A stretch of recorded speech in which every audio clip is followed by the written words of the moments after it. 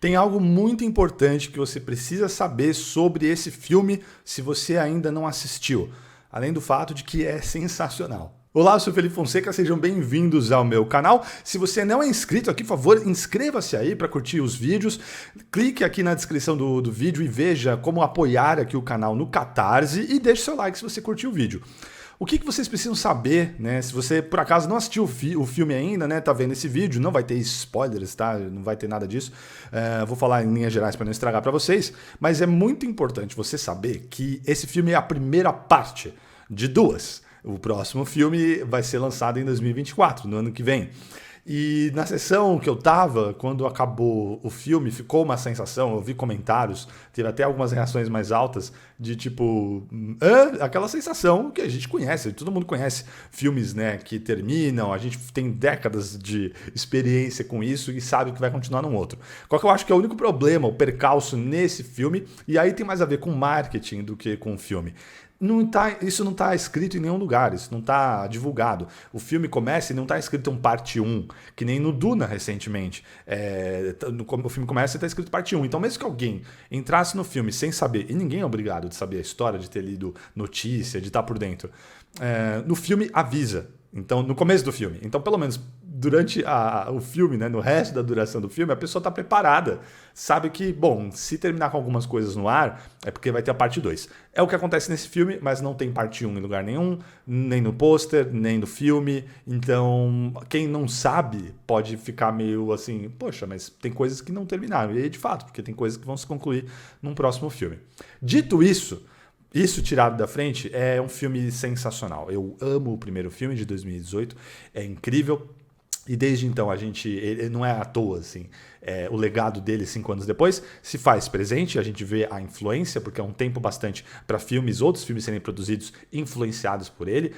Ano passado teve um filme que surgiu meio do nada e fez um baita sucesso, e foi até indicado ao Oscar, que é O Gato de Botas, né, a continuação do Gato de Botas, em que ele usa uma animação inspirada no primeiro Spider-Verse, né, no primeiro Aranhaverso.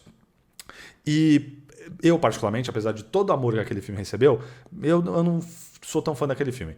E tem uma das coisas que esse filme, essa sequência, deixa muito claro, que já existia no primeiro, mas que eles dobram a aposta, digamos assim, nesse segundo, é que as diferentes técnicas de animação, os diferentes estilos de arte, a questão dos diferentes uso de quantidades de frames diferentes para animações de personagens diferentes, ou até mesmo sequências inteiras, só faz sentido, só é legal e causou aquele impacto que causou em 2018, porque fazia sentido com a história e com os personagens e com a direção de arte.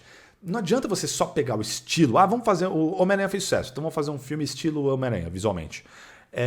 Em certa medida, aí é negócios, né? Negócio. Não vou falar que o cara não vai fazer dinheiro, porque é capaz que faça. Ou sucesso, que nem o Gato de Botas fez até, e bem ter avaliado pela crítica e tudo mais, mas não é a mesma coisa. E eu tenho visto alguns trailers, por exemplo, a gente tem um trailer do novo Tartarugas Ninja, produzido pelo Seth Rogen. Eu adoro as Tartarugas Ninja e eu gostei do trailer, parece que vai ser legal. Mas vamos ver se funciona, se esse tipo de animação, se esse estilo serve como uma boa inspiração e não apenas como um copy-paste e se deu certo ali, vamos usar aqui, porque no universo, no Aranhaverso, faz total sentido a utilização dessas ferramentas.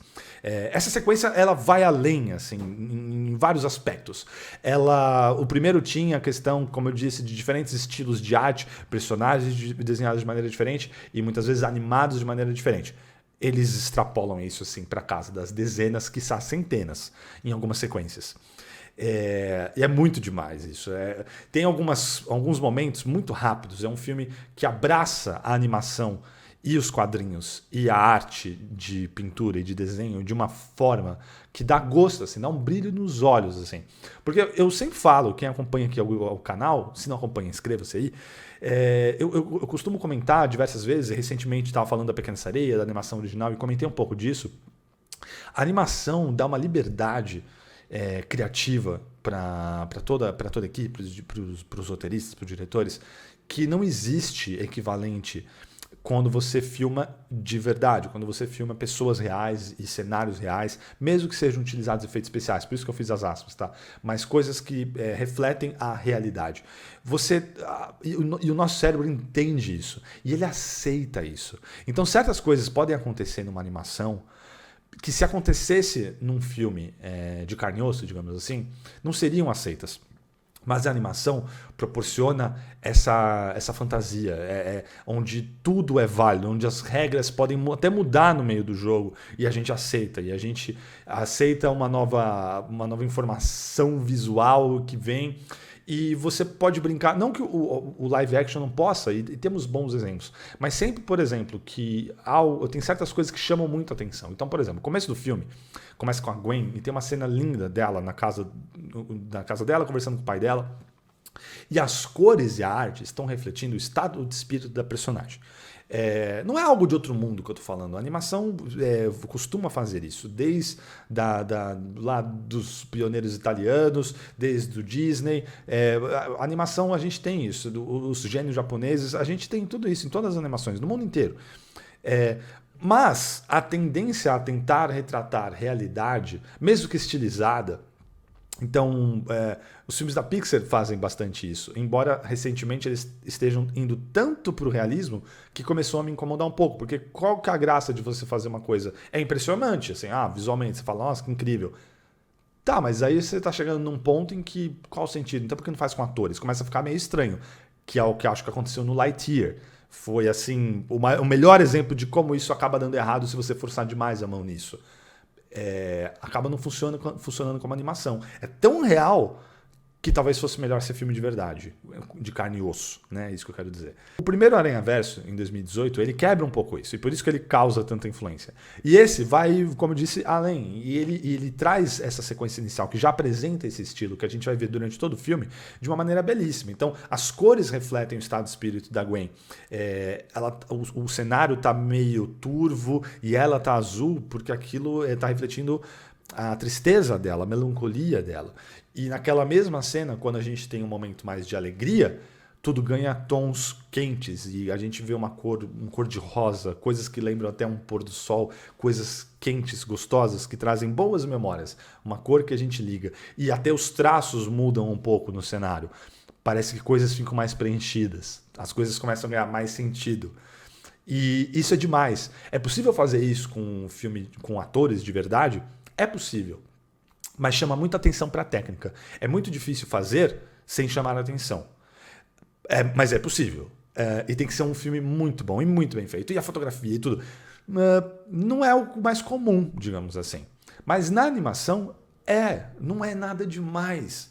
E na verdade é um pouco triste que a gente não vê mais disso, mais de animações utilizando as técnicas que os Aranhaversos, os dois agora, utilizam. Porque a animação se permite isso. E os pequenos desenhos, acho que quase todo mundo de qualquer idade que eu esteja falando aqui com vocês, né, assistiu aqueles curtas animados da Disney, os curtas-metragens da Disney na televisão, porque são filmes que vêm de época. Meu pai assistia, depois eu assistia, a molecada agora assiste também, conhece. Ou qualquer outra animação que seja mais estilizada, Nickelodeon. A gente tem momentos assim, e cores vivas, e expressões, de repente. Então, nos desenhos da TV, a gente continua tendo isso. Porque é algo inerente da animação, é uma ferramenta que você pode utilizar na animação para transmitir coisas que, com os atores de verdade, né, com câmera real, não é muito possível, muito viável na maioria das vezes. Mas nos longas de animação, de novo, principalmente do Ocidente, e mais ainda produzidos nos Estados Unidos, isso não é tão comum. Precisa acontecer algo muito diferente, muito extraordinário. De novo, a Pixar faz isso, por exemplo. A Disney também faz isso. Mas há uma tendência, especialmente na Pixar, nos últimos anos, de ir para esse realismo. Reprodução até de como uma câmera e o flare da lente, coisas assim que são fascinantes, são interessantes até um certo ponto. Mas não é o intuito e não é você utilizar todas as ferramentas e a liberdade, especialmente, que a animação te dá. Esse filme faz isso muito bem. E junta isso com uma história que é muito emocionante, vibrante. É um filme muito contagiante. Assim. Você vibra com a trilha sonora que já existia. A trilha sonora original é do Daniel Pemberton, que fez um trabalho maravilhoso no primeiro, repete aqui no segundo. As músicas, a seleção musical também é muito boa. E ele tem um ritmo que não para e é vibrante, tanto nas cores quanto nos sons. E é impossível você sair do filme não querendo ser Homem-Aranha. Você, afinal, passou ali um tempão vendo tantos Homens-Aranhas, dá vontade de sair pulando, dá vontade de escutar a música, escutar a trilha. É contagiante, você sai animado do filme. Assim, é uma injeção de adrenalina, assim, é impressionante.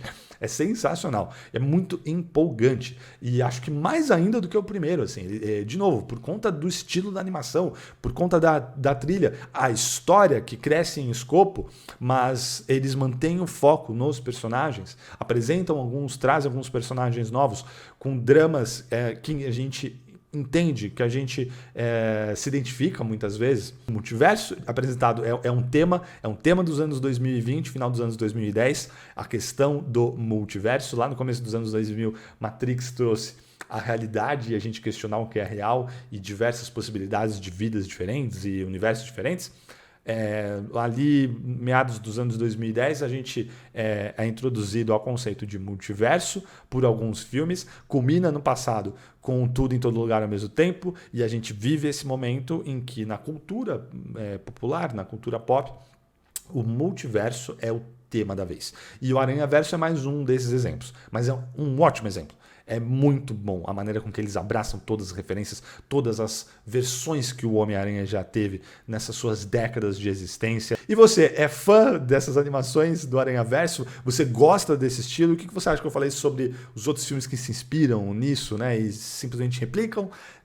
Onde muitas vezes não tem exatamente a ver. Tem um trailer de um filme novo da Disney que vai sair no final do ano que fez isso e me deixou bem assim... não faz sentido, não é uma animação clássica da Disney, de princesa lá e tal, coisas assim, e tudo bem. Mas traz esse estilo de animação que não casa, sabe? Parece que estão fazendo só pela moda. Não sei, foi a sensação que eu fiquei. Espero estar errado, porque eu espero que seja um bom filme. E é isso, pessoal. Mais uma vez, se você não é inscrito, por favor, considere se inscrever. Se você curte aqui o canal, chegou até esse momento do vídeo, por favor, clique aqui na descrição, veja lá o projeto de apoio ao canal aqui no Catarse. Tem várias recompensas muito legais. Se tornando a partir de R$10, você se torna um apoiador do canal e entra para o Clube do Filme. O Clube do Filme é para todos os membros, em qualquer nível, né? A partir de R$10. Aqui do canal, todo mês a gente vai ter uma call para debater, conversar sobre um filme que vai ser escolhido em conjunto, né, com os apoiadores e comigo, para a gente conversar a respeito. Estou muito empolgado para isso. Quanto mais gente tiver, melhor.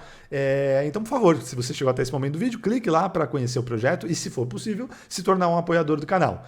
Mais uma vez, muito obrigado e a gente se vê no próximo vídeo. Um grande abraço e até mais.